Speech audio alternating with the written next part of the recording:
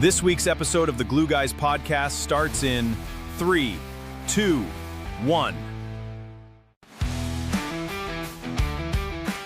This week's episode of the Glue Guys podcast starts in 3, 2, 1. Yes! I told you not to do that. Stop! You can't stop me no matter who you are. Is that your start? Welcome. Welcome. TC, go for it, brother. All right, well, this one's actually really cool for me. I've been chatting with Mark here from Chirpsticks for, it's got to be around 12 months now. Love the brand, love what you're doing, and we're just super keen to hear all about it. I know you've got Chirpsticks and you've got Chirp Shades.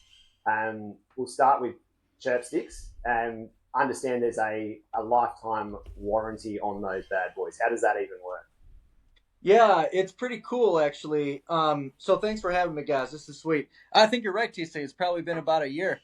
I think we started chatting right when we started the company, actually, which is pretty cool.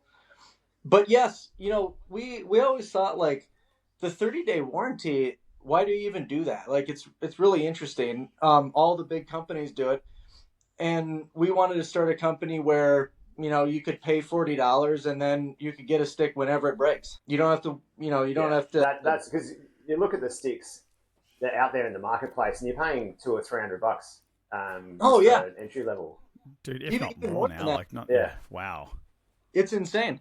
It's probably, I heard like somebody spent $450 the other day. It just keeps going up. Yeah, it's pretty nuts. I've been rocking the same 25-year-old Mission twig that I think is made out of pure concrete from Gather, and I've been rolling with that forever. Oh, it was really interesting. I'm a supply chain guy, so I figured, man, my son is 5 and my daughter's 8. She got into figure skating, so we didn't have a hockey player, and I probably hadn't skated for, I don't know, like 10 years. And I was still using like a Bauer EQ20 or something like that, which I still have out there. But we went to a store to buy a stick and it was like, man, these sticks are $400. That's insane. And so I went online to see like how sticks are made, did a bunch of research for, 6 or 7 months. And then, I was like, I bet we could make some of these. And so we tested a ton of them. We tested, probably 5 to 6 different suppliers, found a good one that we liked, and then started making them. It was awesome. Oh man, that's cool. And how do they stack up against the the big names, like from longevity and all of the other metrics that you'd be looking at? They do really well. I think there's a lot of companies like us that will say they are just as good as big brands. The reality is that the big brands, they have R&D, right? They pay millions and millions of dollars for R&D. So yeah, totally. Are they 100%? No. Are they 80%, 90%? Probably, yeah. The thing, though, it's really interesting over the year what we found, because, when you start a business, you learn stuff, you get feedback from customers. People really put a huge emphasis, probably more than even cost, on durability. And so that's our 2026 focus. Yeah, I would never have guessed that, but we started making 350-gram sticks, and no matter how you make a 350-gram stick, they're gonna break. They're you have less carbon, it's made differently, and they break. And even though people expect them to break, they get mad at it. They don't like it. I don't like it either. And so this season, we really focused on durability, quality, using our own molds, making sure that our sticks are like the best that we could possibly make. And I'm sure we'll learn stuff this season too, but I'm pretty excited about this year because I think our sticks are even, I would say, elevated from where they were last year, which is cool. Are you still rocking the same range? So you still got the lettuce and the silky mitts, and I saw some new ones introduced as well. Yeah, we actually, so the lettuce was a huge hit.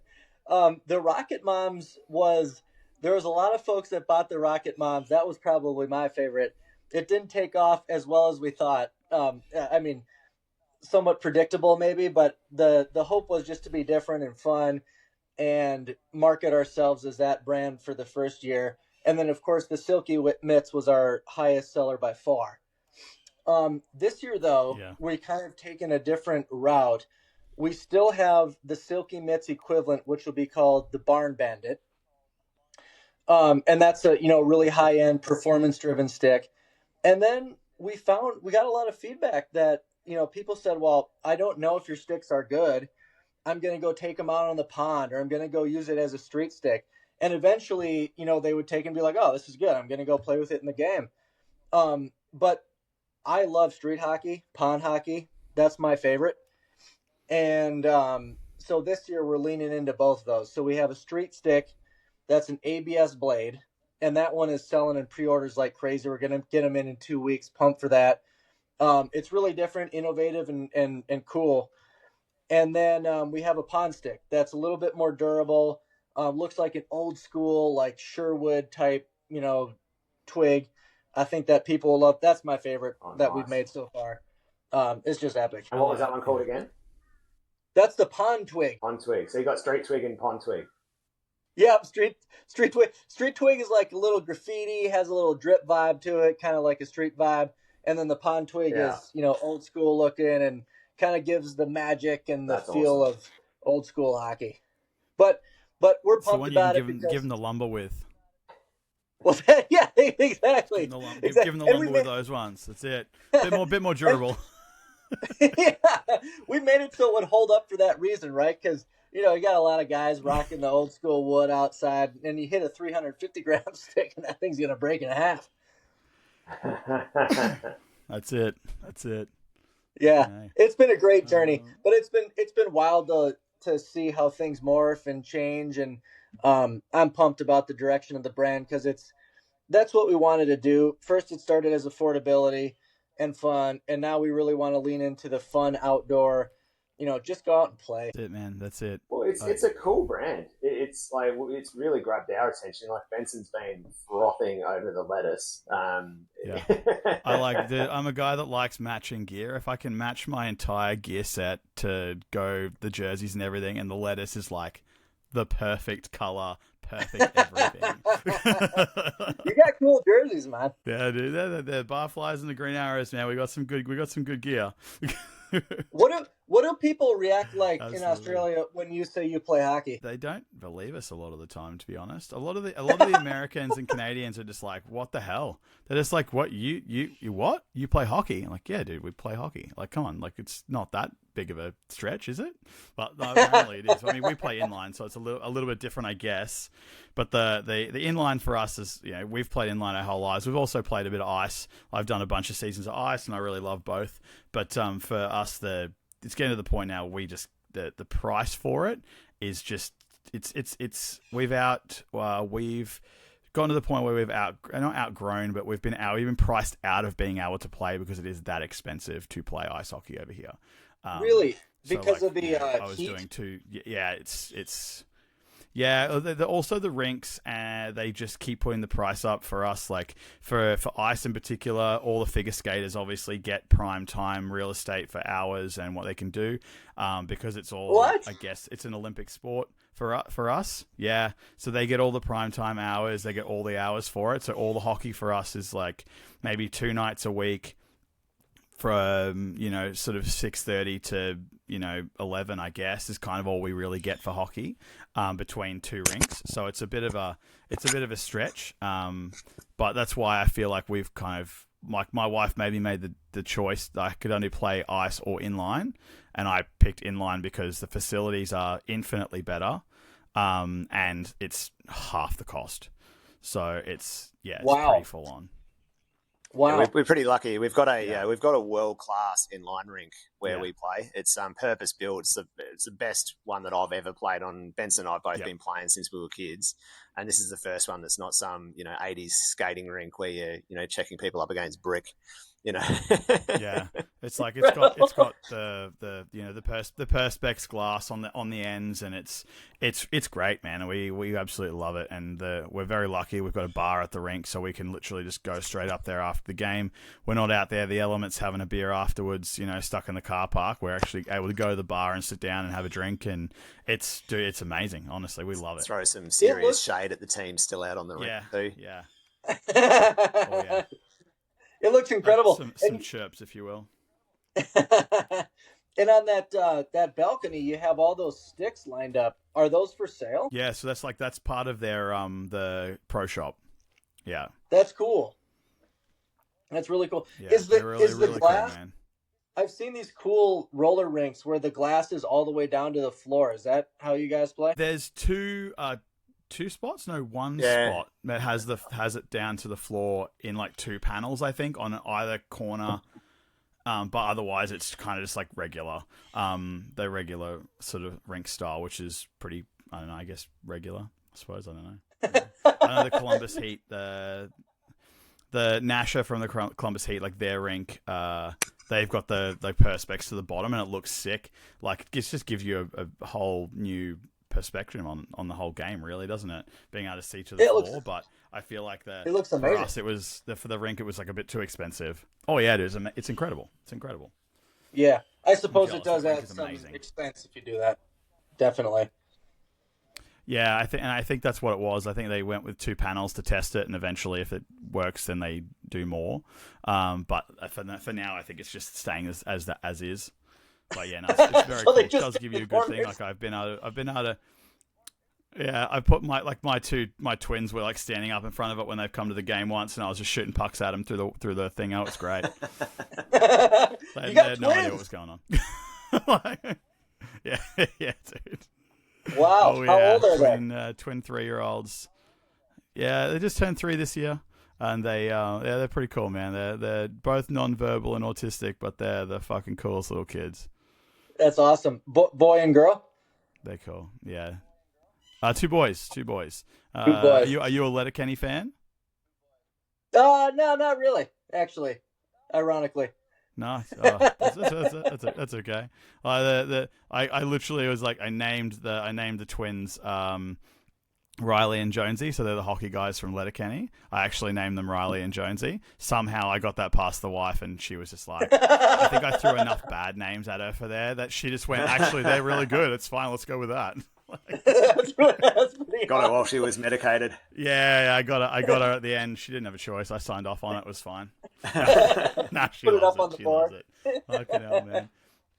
That's it. That's pretty funny. I feel like what we were talking about before, hey TC, I think this is kind of cool too. Like what you were saying before is like how you started Chirpsticks with, like you kind of weren't happy with what was out there quality wise, and you wanted something. I feel like Top Row has had a very similar thing. Like it was kind of like, I want something that I can use, that I can wear on a daily, weekly basis. I want something for myself. So you've gone out there and actually created your own thing, and that's the same thing. Top Row and Chirpsticks is very similar in how you guys actually started out with what you wanted to do, which is awesome. Yeah, it's cool. I mean, I just wanted a hat, which I now actually have for myself, because my old what did I have? I had a black biscuit hat, and I'd worn the absolute bejesus out of that thing. It was all faded and looking terrible, and my wife was not happy with me wearing it anywhere, so we we compromised and I made my own.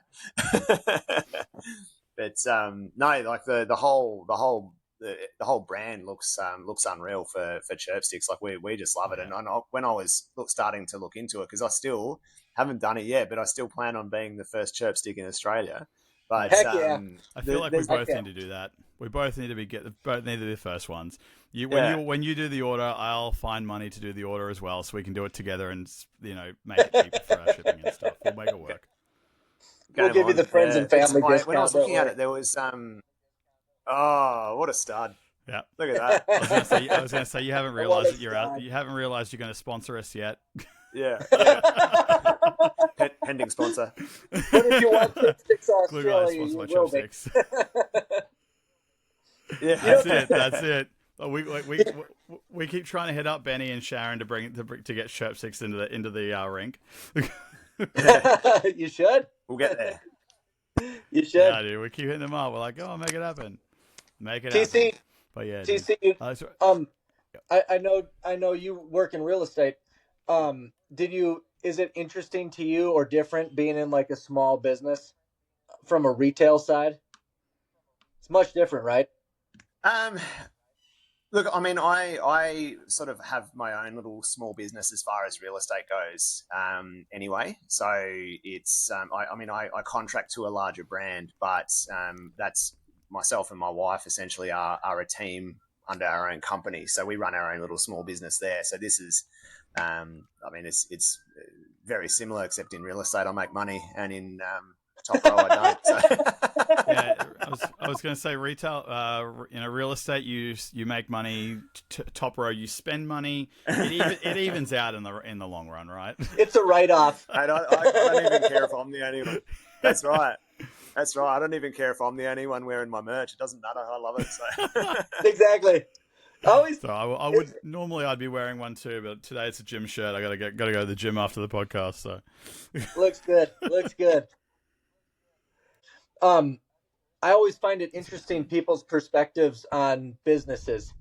You know, some people say, "Oh, that's a dumb business." Some people say, "Oh, that's amazing." Blah blah blah. There's no one like really in the middle. I don't know if you've experienced that, but it's kind of a funny nuance to small business ownership. It's hard. Yeah. It's hard, man. I feel like I'm not like, I don't have a small business. Like I've never really done anything like that, but coming from a retail, like I work in retail, and you kind of like being in retail for so long, I think, 20 something years now. It's one of those things where you look at it's as a store manager to see the difference. You see people complain about things and you're just like, yeah, look, I get your complaint, but also like you've got to look at it from the bigger picture as well. Like, and I feel like a lot of people just don't think like that.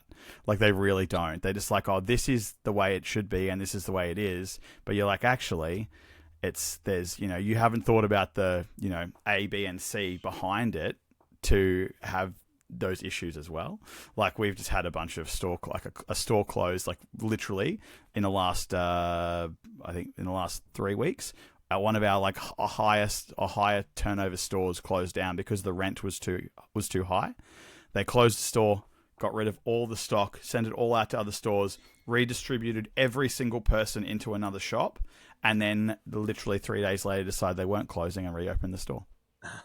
What? Yeah. And what happened to all the people? Did they go back? I don't know. We haven't. This is literally like the end of last week before I went on my weekend. So I don't even know what's happened. But like we were meant to be getting their fixtures, and then they're like, oh, you're not getting them anymore. We're actually going to reopen the store. And I'm like, so you've wasted like 4 or 5 days of lots of hours to clear out the store to get rid of it, and then you decide to reopen the store after you've just moved all the stock. So now you have to order all new stock and get it back into the store to reset the store up to reopen it again in the same shop, and you're not moving it. Like, I don't understand how that works, but obviously there's something in the background where they went, oh, maybe they dude, it's just confusing, right? Like, who the fuck knows? Obviously there must be some kind of method to their madness, but Jesus Christ, man, what a waste of time.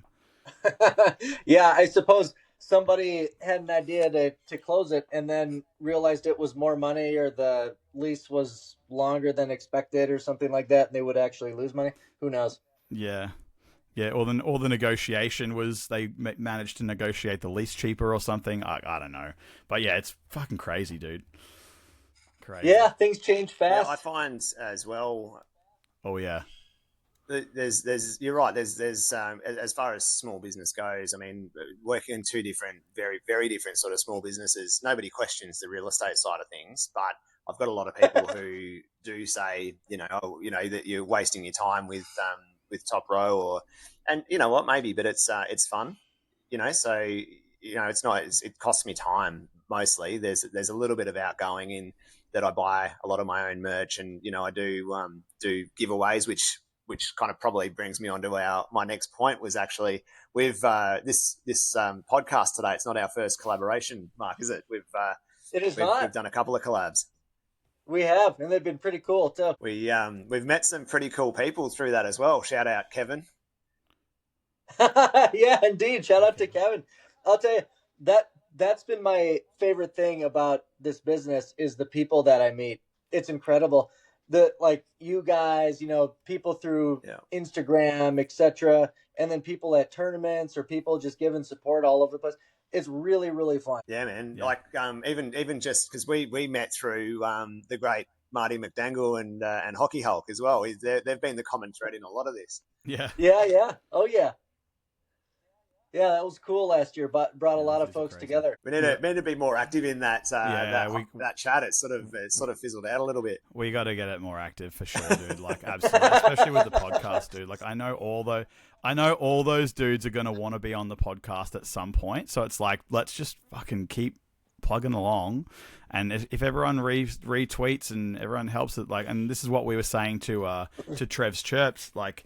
He's the fucking nicest dude, but literally by the end of the conversation, where I said to him, I was like, dude, all I want to do is like, look, if this podcast blows up and something great happens and we can make something out of it, that's amazing. I said, but like the thing I want out of it is just to bring people together and help each other out. Like, these businesses and these things don't happen without the support of like friends and other businesses and podcasts and radio and, Instagram, TikTok, all that sort of stuff doesn't happen without each other. Like literally all we need to do is like work together and we could all benefit from it. And that's the best thing about it.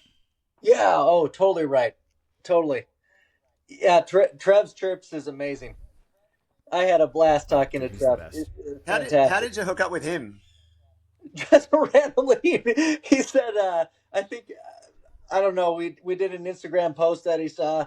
And he said, well, I need one of those. I said, heck yeah, I've been watching you for years, man. Years. Same.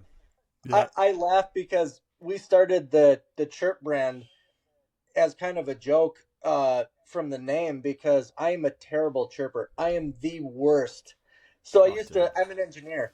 Like my brain is very analytical. I'm terrible at talking trash. But so I watch his videos and they're kind of, I can do those chirps. You know what I mean? They're like very relatable and hilarious. Yeah. We brought them to Australia. Don't worry. Oh yeah, dude. Yeah, good. Absolutely, we did. Do you have the list? And I'll confess as well. What's the list? I think that he actually sells a list or sells or gives or something, but he has a list of all the chirps. If you notice, like he labels them with numbers, so it's like chirp number 3,950. That's awesome. It's on an Excel sheet. He was saying that when we talked to him. Yeah, I think you can if you become a subscriber to his channel or something like that, or his Instagram or whatever it is. That's how you get the connection to the list. You get that list if you subscribe. Yeah, maybe it's YouTube genius, or something. To be honest. Yeah, it's great. Yeah, it could be YouTube or one of the two. Yeah. No, it's very, very cool, and he's a fucking lovely dude. Oh man, and I used your connection with him, Mark. I used that to slide into his DMs and say that we knew each other, and that's how we got him on our podcast. Yeah, good for you. He sent a dick pic first, then he said what he was going to say. It was all his nudes first. It is the middle of winter here too, so I had to preface it with that. Yeah, it wasn't a great photo. It took him a while to respond. Yeah, he wasn't. He wasn't impressed. I was on the three dots for about half an hour. Yep. Come on, guys. That's funny. I must say that's how I feel when you text me, TC. Okay, sure. So far in your podcast, you've had a lot of pretty good one-liners in each of the episodes. It's pretty good. Look, that's we try to be. We like the important thing is we think we're funny. That's all that really matters. Well, you grabbed onto the juice league. Yeah, exactly. That was great. I love it. Oh my gosh. So where, oh my God. where do you post the?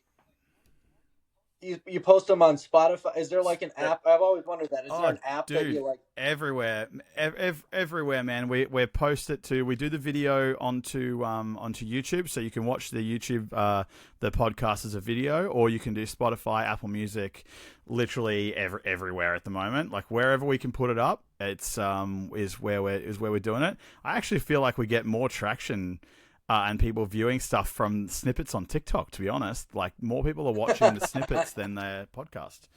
So, which is good because we give you all the funny bits. Yeah, exactly. Yeah, why listen to the whole thing when you can just scroll TikTok? This is true. Very true. I've got a question for you. What is so your like obviously you brand with your sticks, you have like you can pay the extra for the warranty where you get an extra, if you break it, you get another stick.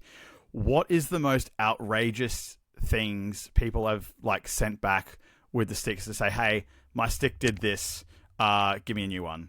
Like, what's the most outrageous thing they've done? I mean, we've had a few guys just lose them. And I have no idea if they've lost them or not. They just say, I lost my stick. Say, how'd you lose it? I lost it at the rink. Okay. No questions asked. Like, here's a new stick. That seems weird. Shit, dude. And that motherfucker rocks up and he's now got 2 sticks. You're like, you son of a bitch. Here's a picture of me with my lost stick. I need a new one. But that's kind of the point. Like, we don't care. That's totally fine. Lose a stick, doesn't matter. As long as you paid for the warranty, we'll give you a new one. So it's safe to say you'd get quite a lot of unsolicited stick pics. Sure. Yep. Something like that. Yep. That was good. That's been your best joke so far, TC. That was bravo. Sorry, I seen him laugh at his own joke. Someone's got to, mate. I always laugh at you, buddy. Whatever. That's why I keep you around. Yeah, that's what I thought. Yeah, I do all the hard work. We've had. I think the strangest one actually, besides someone just saying I totally lost it, was we had some dude return the stick one day later. It was broken at the blade, and you could see it was a lettuce. It was like it was completely mangled. I mean, it was like you had puck marks everywhere, like everywhere. It looked black. And I asked the guy, like, what were you doing with this stick? He said, I didn't even play with it. I said, you played with it. I can see the puck marks, but it doesn't matter. Brand new. I mean, it was destroyed. Like I don't think you can even do that in a season. But whatever. Dude, yeah, that's fucking crazy, man. Holy shit. What? That's nuts, dude. Yeah, that is absolutely crazy. Fuck, dude. Ask you about your sizing tool, the AI sizing tool. Yes. That was awesome because I mean I don't generally I'm a plug, right, so I don't really know what I'm looking for, and going online and being able to kind of put your height and weight and all of your own details in there, and then it gives you the recommended stick size and everything for it. I thought that was awesome. How did you come up with that?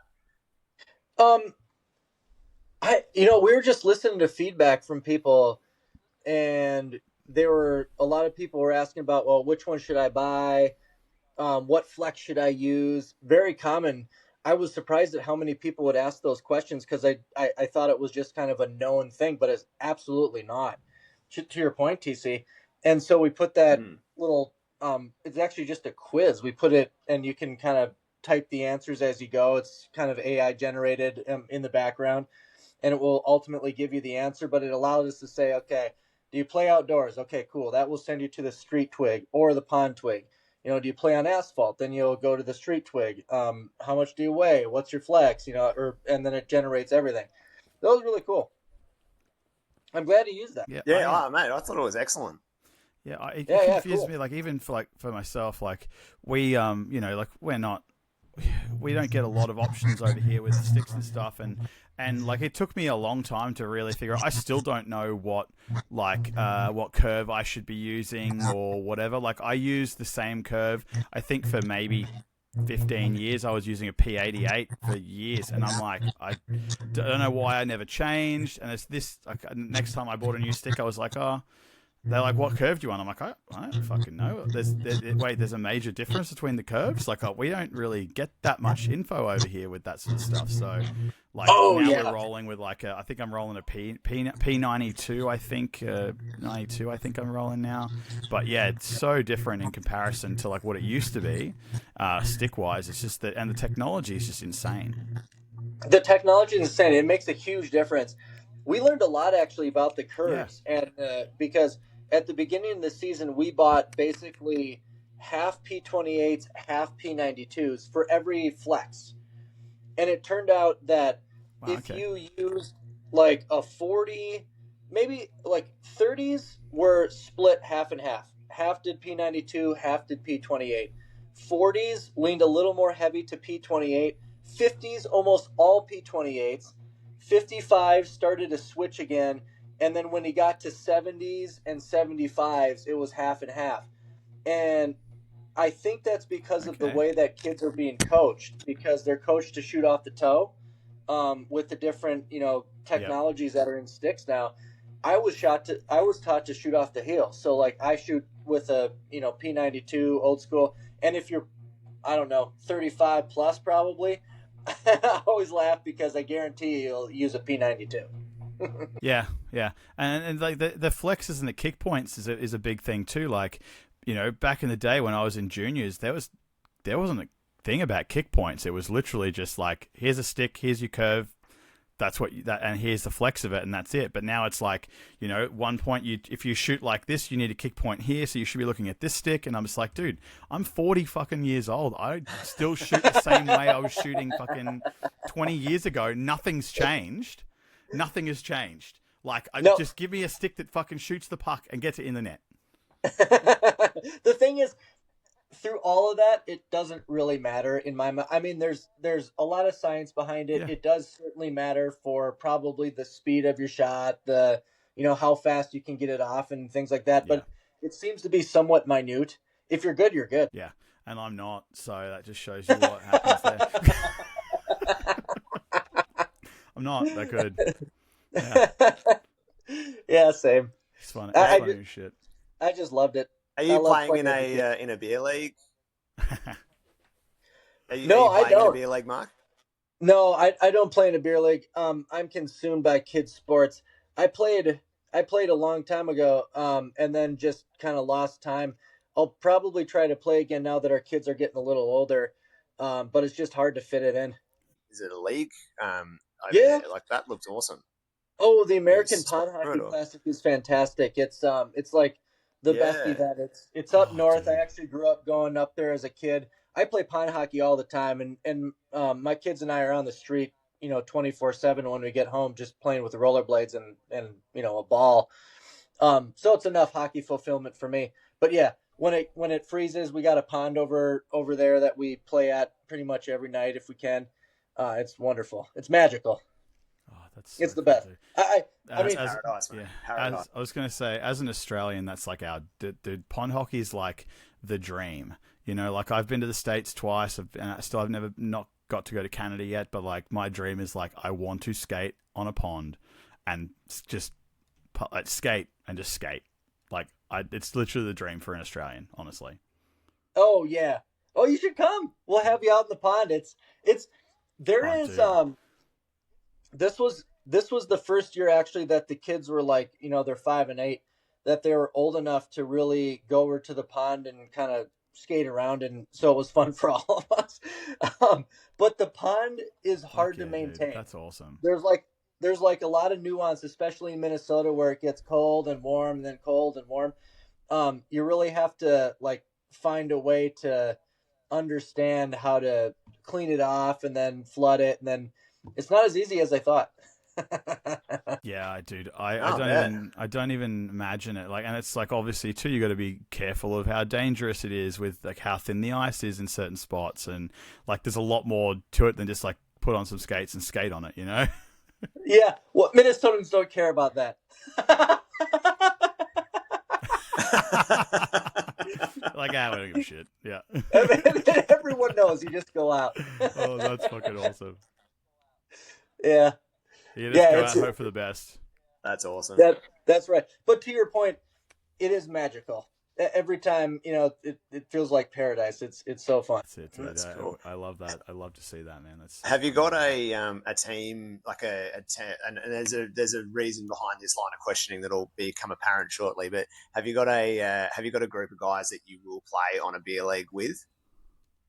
Actually, yes. So I played in beer league in Bloomington, Illinois. So my wife and I moved around the country for 10 years about through our jobs. And so the last time I played was in Bloomington, Illinois with some work friends. Now though, since my daughter does figure skating, we have a group of guys that I think we'll start a beer league team maybe this year with, who are all figure skating dads. So it'll be a blast. Sweet. Fuck yeah, dude. That's sick. Have you got a team name? Not yet. What are we looking at? You want to make one? No, not yet. I've got one. I've got a couple for you. I'll send them over to you. There's a question that we ask all of our guests, right? So we'll go team name to be advised. So you've got your group of guys that you're going to play with. Now, your beer league team is stuck on a deserted island, right? In order to survive, you have to eat one of the players. Who is it and why? I don't even know. I've never seen him play. It's probably me, that means. You're in trouble. This is the first self-burn we've had. Everyone else has picked someone else. Everyone throws everybody else under the bus. They're like, fuck this guy. I'm going to eat this motherfucker. I guess I'm the dumbest one you've had on so far. No, don't say that about yourself. No. Well, the most selfless is what it is, because you've donated yourself for the greater good. That's it. That's right. Exactly right. Yeah, we'll roll with that anyway. Yeah. All right. Look, I got one for this is the question that I always ask as well. I used to ask it on my old podcast, and we've kind of kept it going. So, if there was going to be a biopic made about your life, who would you want to play you in the movie? And I can't say myself. Yeah, well, no, you can absolutely say yourself. I would say myself. No one could do it better than me. Honestly, you're not wrong. I've never looked at it that way. Well, for me and TC, as you can tell. And I'm not good in front of a camera, so it'd be a terrible, boring movie. But that's okay. Well, for me and TC picked Paul Rudd and I picked Jason Segel. So basically, if you've seen the movie I Love You, Man, that's kind of where we're at. Yeah, there you go. Awesome. I don't know. I'm getting some Justin Timberlake vibes from you. So I'd say Justin Timberlake would play you. Like maybe the opposite. Maybe the opposite. Thank you. I'll take it. Oh god, that's a pretty good question. I wouldn't have had to prepare for that question, Benson. Oh, sorry. Like, well, to be honest, we probably would have prepared ages ago if we all hadn't have fucked around for so long and having to cancel. I think we need to do a round 2 of this podcast with you, Mark, because I've got so much more that I want to go into, but I'm limited for time. And I'm going to need to call it a day. You can keep going if you want, Benson. But, no, you're right. But let's just tee up and do another one, man. If you're open to it. Yeah, that would be great. Please, let's do it. It's great to see you guys and chat with you. I think what we do is I reckon what we do is we try and figure out the money to order the sticks. Then we get the sticks and then we bring back with a review. That's where it is. And then it all circles back in. Yeah, that's what we need to do. There you go. But it could only be good at that point, though. Oh, don't worry. It's only going to be good. Oh, I tell you what, I can't play any worse. So yeah, I can't. I don't think I can play any worse either. I couldn't do it. Fuck. All right, That's dude. awesome. Well, dude, it's been an absolute pleasure, dude. Absolute pleasure. Let's tee it up again. We'll do it. We'll do another one soon. I know TC's got a lot more questions to ask, but yeah, let's tee it up again soon, and let's keep in touch, and we'll definitely be ordering these sticks real soon, Mark. All right, cool. Sounds good, fellas. We'll see you later. Awesome. Thanks so much, Thanks dude. a lot. Thanks Have so a great much. day. Mark. Thanks for hanging out. Don't forget to check out our socials for more content and updates. Clout Chasers out.